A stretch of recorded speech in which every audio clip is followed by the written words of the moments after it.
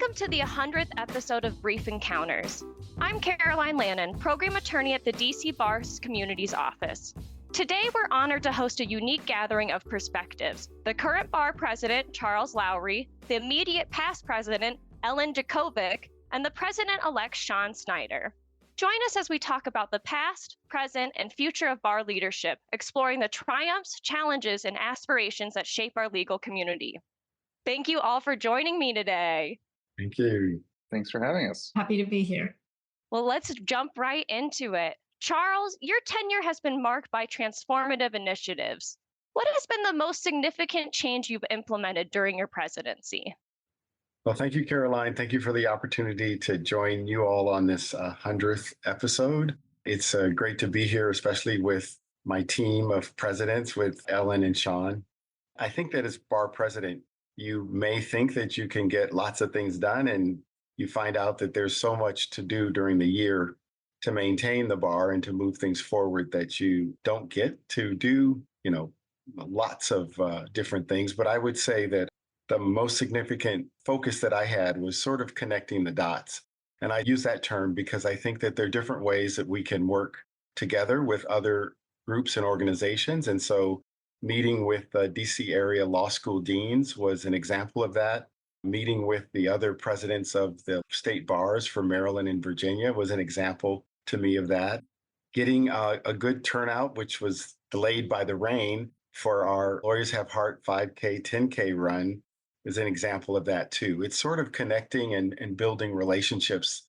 That's what I really like. And it also builds upon what Ellen, during her presidency, when she and I walked for miles and miles going to different voluntary bar events and really trying to get the bar leadership, the presidents especially, to really connect with the rest of the DC bar community. So that's what I think I tried to implement and to follow through on some of what Ellen has done. And I hope that Shaun will do as well. I really love that point. Lots of collaboration we've seen underneath these presidencies, that's for sure. So Ellen and Charles, as you reflect on your respective terms, what do you actually consider to be your greatest legacy? I'll start with you, Ellen. Sure. Thank you very much, Caroline. And again, it's such a pleasure to be here, especially to celebrate our 100th podcast episode. And again, with such a wonderful team of Charles and Shaun, we really have worked collaboratively and together in terms of our agendas and our initiatives for the bar the past 2 years. And I know we'll be supporting Shaun as he moves forward into his president year this year.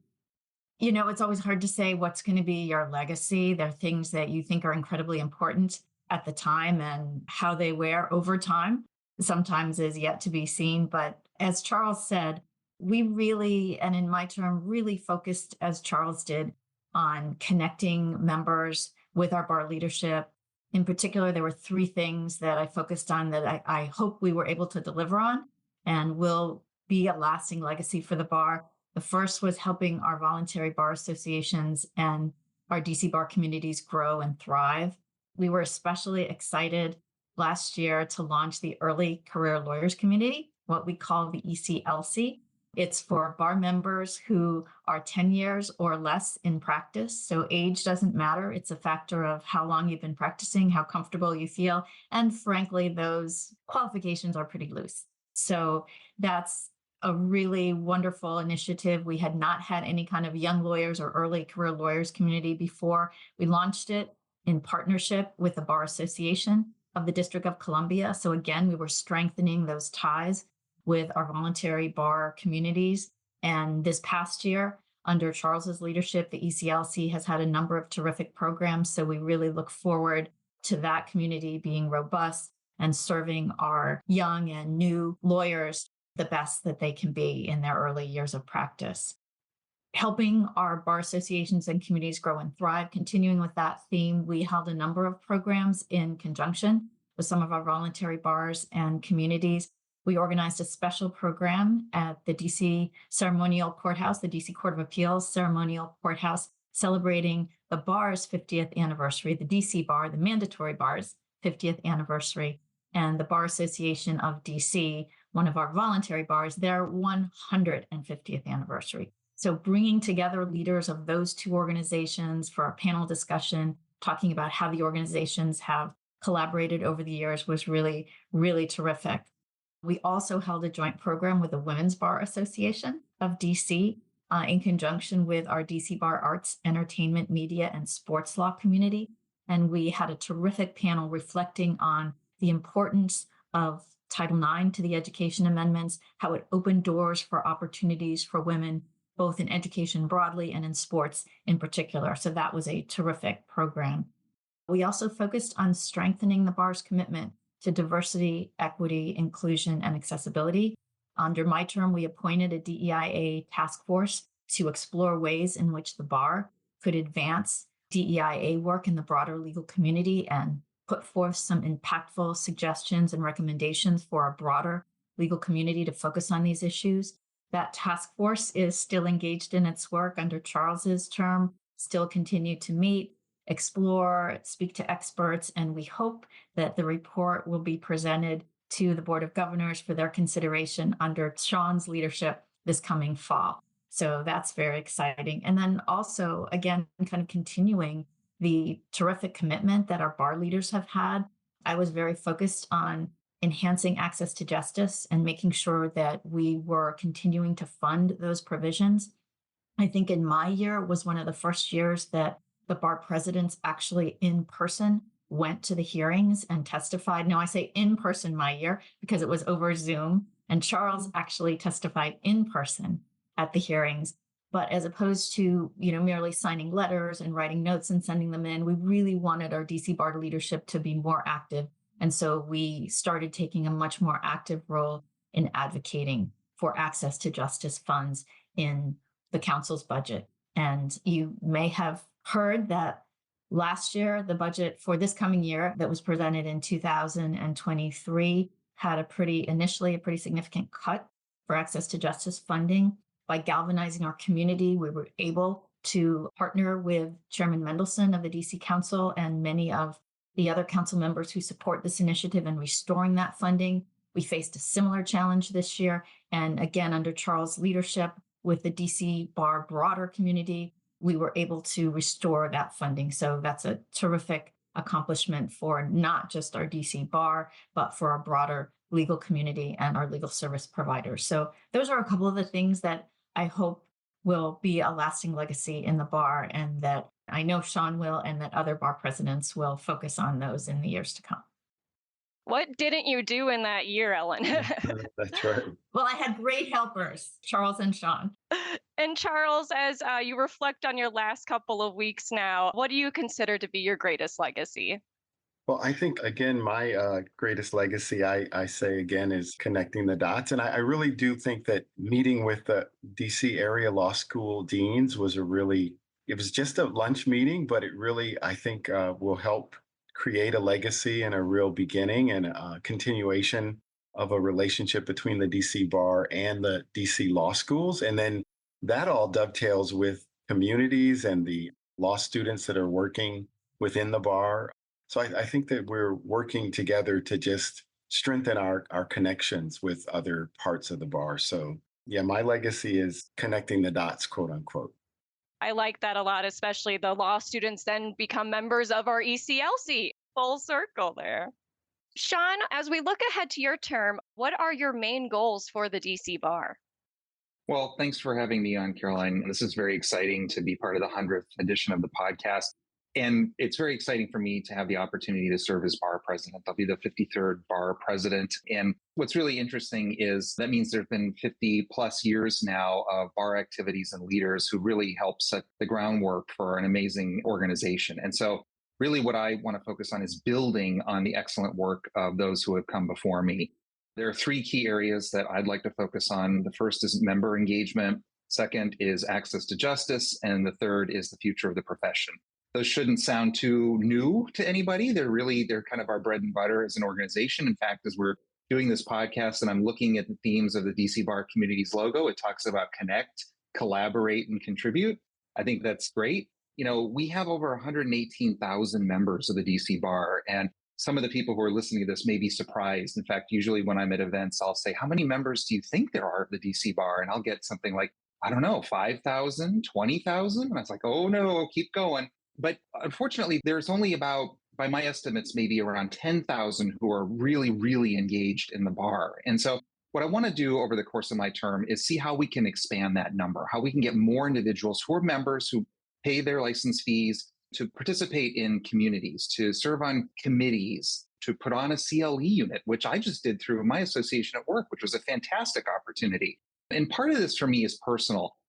I'm 20 plus years into my practice now, and I think back to when I was in law school or had just passed the bar, and I really didn't take advantage of the services and benefits that the bar had to offer. And in many ways, I regret that. I really wish that I had at the time sort of jumped in with both feet, found out what I could do at the bar, because it would have been a great opportunity to expand my network, to find mentors, and to learn about other areas of practice that I might have been interested in that I wouldn't have just seen when I was sitting at my desk at work. So I think there's so many reasons to want to expand member engagement within an organization. And as you've heard Ellen and Charles talk about, the early career lawyers community is really working on that. Our discussions with the law school deans talked about how we expand our law students community, which is something we have that in fact has its own podcast.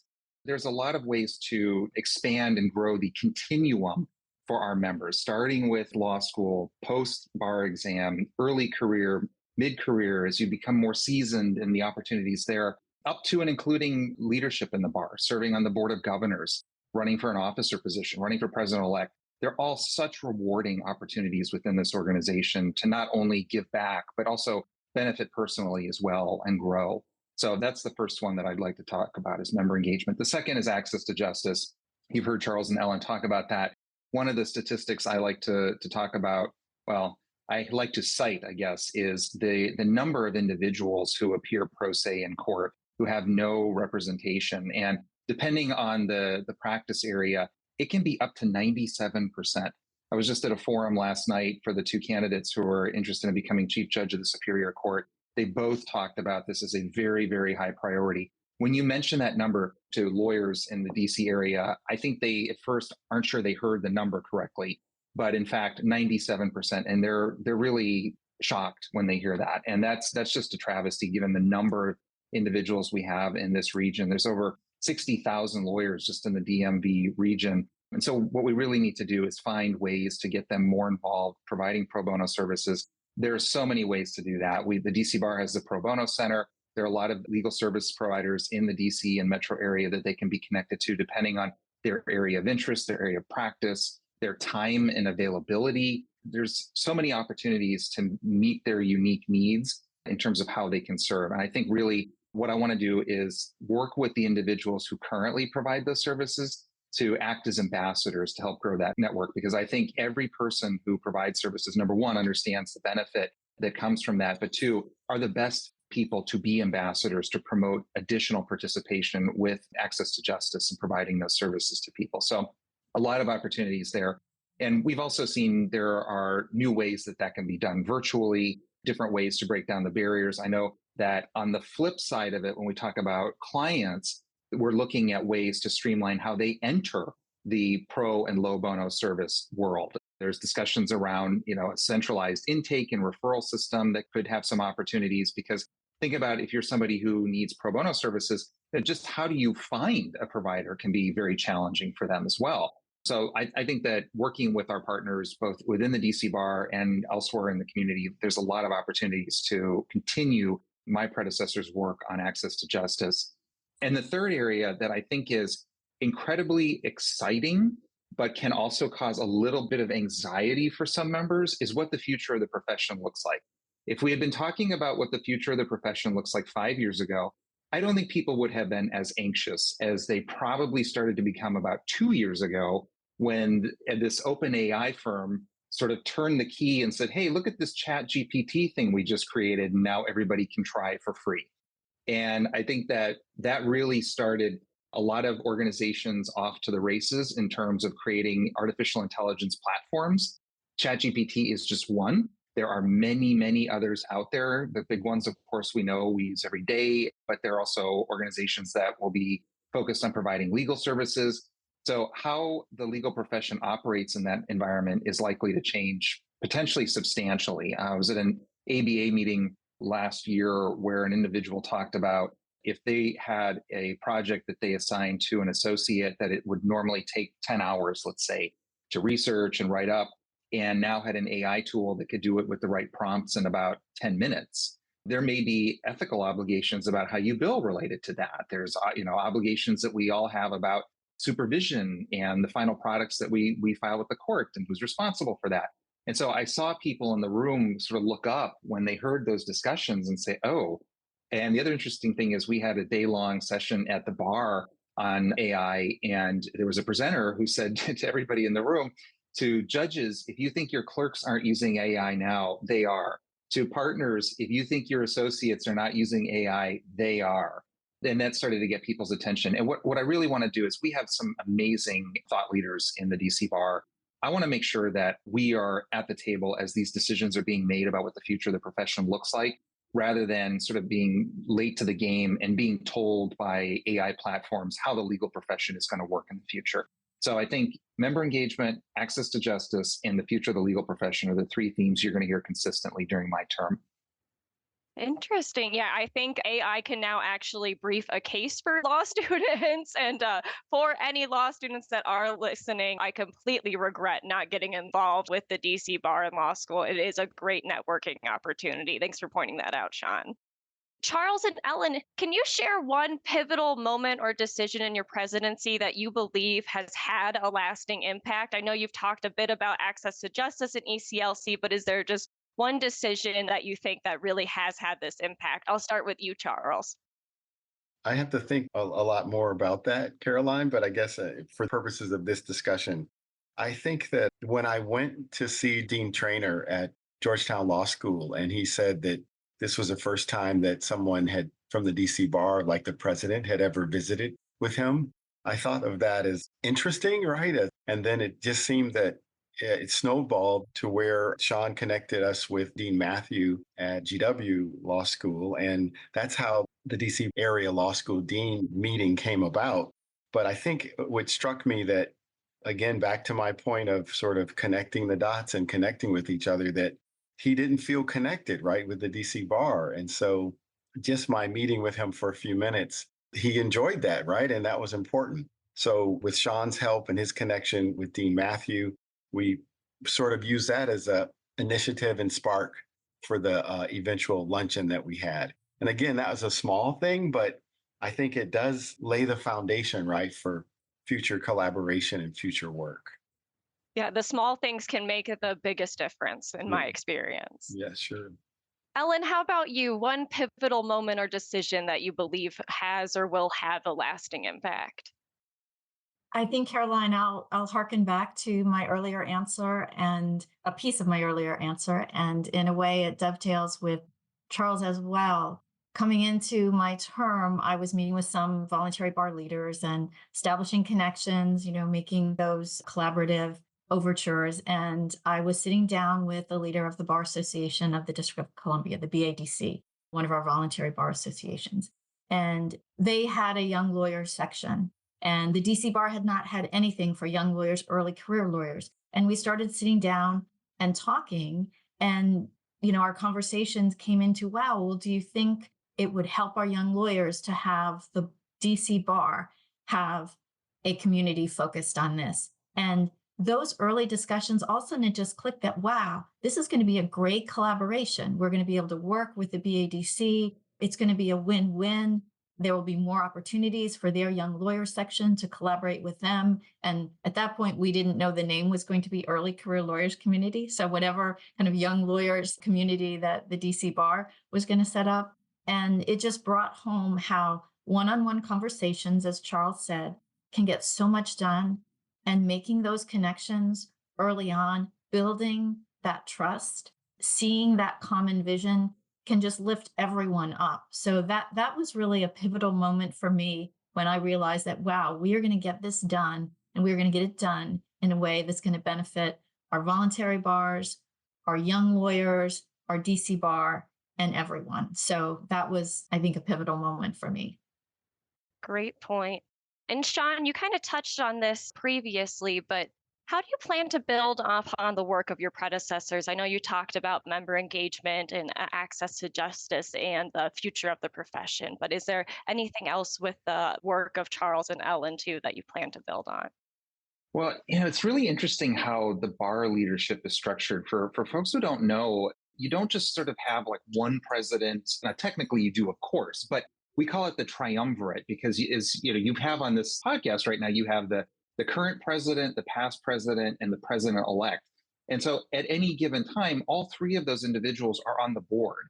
And they work incredibly closely with each other. I have to say, I was treasurer for 2 terms before being elected to president elect. And then I've had, the pleasure of serving with Charles and Ellen. So I've gotten to watch Ellen when she was president. Now Charles is president.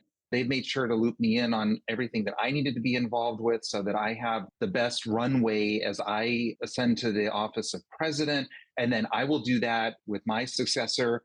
And it's a real great way to make sure that the leadership and the good ideas continue. There aren't these abrupt shifts from president to president that can undermine a lot of the good work that gets done. And the other thing to keep in mind is that past presidents don't really disappear. They are very, very involved in the bar after their term is over. I can assure you, because of all the meetings I go to, the evening events, they are all over those organizations and at those events. And it's just been wonderful. When I was running for office and after I had won, I spoke to many of the past presidents to get their advice on what went well for them, any pitfalls I should avoid. But every one of them talked about the importance of maintaining excellent working relationships with their peers on the board, with the staff at the bar who are excellent, to Ellen's point and Charles's point about the other voluntary bars in the district. So I think that the way I plan to build on their work is really just to make sure that they continue to be part of the process of everything we do. And what I'm very fortunate about is that the bar is in such excellent shape. I mean, in every possible way. We have excellent programs and services. I'm currently the chair of the budget committee. Our finances are very, very strong with the bar. That takes a lot of work and leadership. And I give tremendous kudos to Bob Spagnoletti and Marg Lorenzetti, who is the CFO for the bar, for the work that they've done, and our excellent relationship with the courts. Not all bars are in as fortunate a shape as we are. And so that means that we get to do the fun and exciting work because we don't have to focus on some of the more challenging areas that some organizations may have, where maybe they're losing money or their finances aren't in good shape or something like that. So I'm looking forward to continuing to work with all the folks who've been in leadership roles, people who are coming up in the pipeline. This coming year during my term, we'll also be looking at the new 5-year strategic plan and developing a new plan.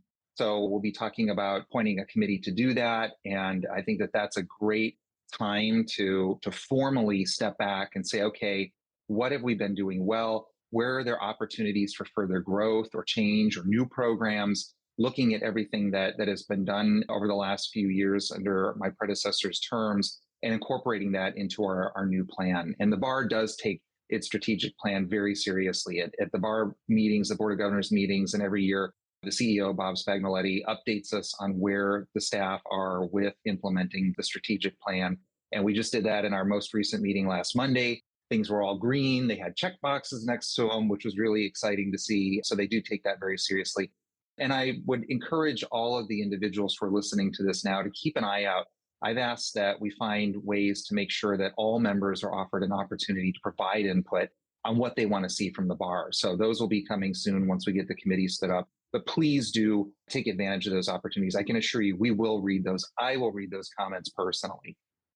You heard it here first, so please get your comments in to us. So Ellen and Charles, navigating the complexities of this role is no small feat. What piece of advice would you both give to your successors? I'll start with you, Ellen. Well, as you say, Caroline, the bar is an incredibly complex organization. The job of president is incredibly demanding. And I think what I would advise my successors is, first of all, use that president-elect year wisely. It's a year basically for you to be a leader in training. So attend as many events as possible. In particular, I'd suggest every month or almost every month, we convene a meeting that the president chairs of our voluntary bar leaders. It's a great way to get to know the current leaders in our legal profession. It's a wonderful way to get a sense of what's going on in the bar, and you're making connections and meeting people who you might be putting on committees or might be encouraging to run for bar office later on. So I would definitely encourage folks to do that and think about how you want your year to play out. There is so much to be done. One person can't do it all. And that's why there's a board of governors. And that's why, as Shaun referred to it, you have your triumvirate. So think about what is possible with your other commitments, what's important to you, then plan kind of for what you have the time to do, and other things that you think are important, delegate. Your board of governors are happy to take on that role. Your immediate past president and president-elect are happy, to help you out. You also have an incredibly talented group of staff. Shaun referred to already, we just have some of the top bar professionals anywhere in the country. They are amazing. Rely on them, use them for support, and also thank them. They do a great job, and everyone appreciates, hearing that they are appreciated. So I would encourage folks to do that as many times as they can. And just say yes. I mean, your term as president is 1 year. It's really short. I looked at it as every invitation I had to speak, to attend an event, I tried my best to say yes, because this was kind of my year to do it. And whenever I couldn't, I tried to make sure that someone from the bar leadership was there as a representative. And Shaun talked about this a little as well. Think about identifying folks who will be the future leaders of the bar. As president, you go to so many events, you talk to so many people, you're involved in so many initiatives that you have a really great view of who is doing the work in the broader legal community. And I really took it upon myself to encourage folks that I thought were dedicated, that were committed, that were talented, to consider other roles, whether it's running for the board of governors, whether it's chairing a committee, whether it's serving on a task force. I think that is really important. And sometimes people don't think of themselves in that role. But when someone like the president says, you would be great at this, I really would like you to consider it, that person will more likely than not say yes. So as bar president, you wield influence. And I think it's incumbent to think about how you want to use that influence for the good of the bar as a whole. And then last, I think I just say, enjoy it.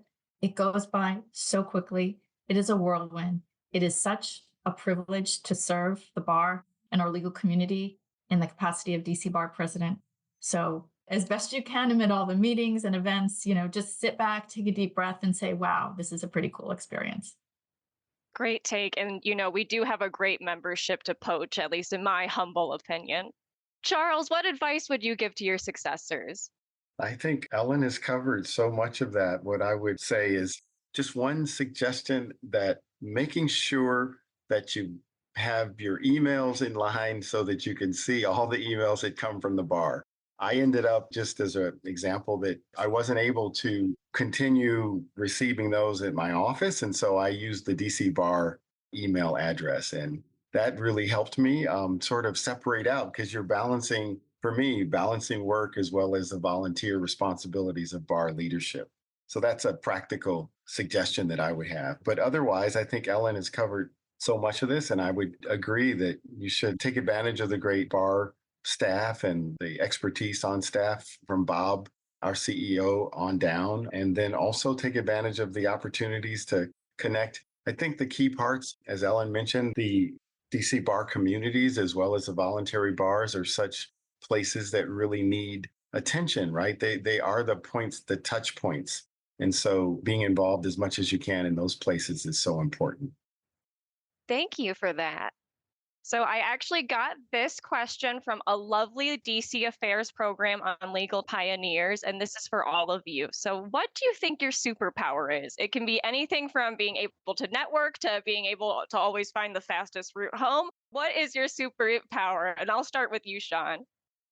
I think that building relationships is something that I've strived for my entire professional career. Being able to work with people. I was in a job in the government once where my boss, we had a very tricky issue we were dealing with. And my boss essentially sort of said, I don't want to deal with this anymore. You do it. And later came to me and they said, wow, you can really work with anyone.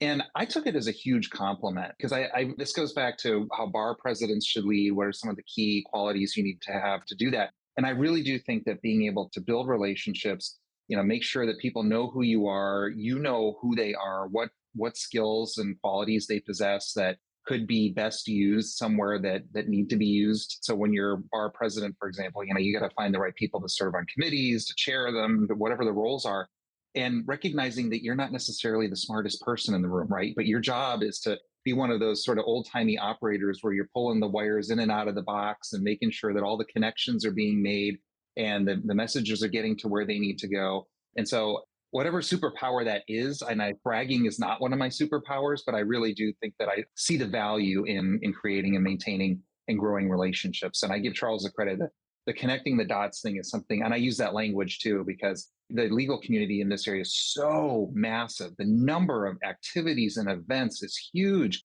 And even when you're at this level, like way up here, looking at all these things because you get to travel around and see all this, even still, you were just amazed at the things you did not know occurred in the legal community in the DMV area. And so in this role, I say the best quality you can have or superpower is trying to make those connections, connect the dots, and do so in a way that benefits the bar. And Charles, what is your superpower? I just would echo Shaun. I think that I like that term, connect the dots. And it's not only connecting the dots, but it's really connecting people with other people. Like you may not be able to, as president, I wasn't maybe able to assist someone with what their idea or suggestion was, but a lawyer was interested in the wellness community, right? And so while I didn't know much about that, I was able to connect her with Pam Robinson and the development of the new wellness community.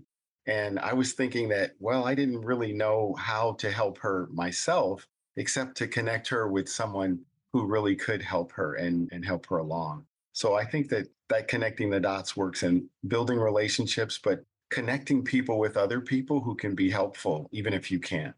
Yes, and I would say too, you're a great listener as well. And that's something about that human connection. Yeah. And Ellen, what would your superpower be if you had to name one? I think Shaun and Charles have kind of hit on something that people who are successful in this position and people who thrive in the position of DC Bar President, we are here because we are good at making connections, facilitating collaboration, and lifting other people up. As Charles said, we may not know or be involved in everything, but if we meet someone at an event and they express an interest in something, by and large, I'll probably be able to say, wow, I know someone who's focused on that. Let me make an introduction. And would you be interested in speaking with this person? And they'll say, oh, that'd be great. So I do think that's all part and parcel of what makes someone successful in this position. And I think also lifting other people up, making sure that we celebrate the successes. We thank people who worked hard and accomplished things. A little bit of thanks goes a long way. And I always try to do that. And I think Charles and Shaun do as well. And again, it's part of being a leader. You want to lift up the folks that support you and the folks that are doing great work. And then a kind of jokey superpower is being in more than one spot in the same evening, as Charles was alluding to. It's a funny little story. We had one night, and as I said, when I was invited somewhere, I always tried to say yes. And we had one night when I was president, when we had 4 events in one night. And so we sat down to plan how we were going to tackle this. And Charles was like, okay, well, we can do 2 events, Ellen. You go to one and I'll go to one. And I was like, oh no, Charles, we have 4 events. We're going to all 4. And this is how we're going to do it. And we did it. It was like 45 minutes at each one. And we walked from one to the other and we hit them all in one night. That's right. So teleporting and please and thank you. I get it. Miss Manners would be proud. Thank you, Charles, Ellen, and Shaun, for sharing your invaluable insights and candid reflections. To our listeners, thank you for joining us on this special occasion. Your engagement and support have been the cornerstone of our success across these 100 episodes. Until next time, this has been an episode of Brief Encounters.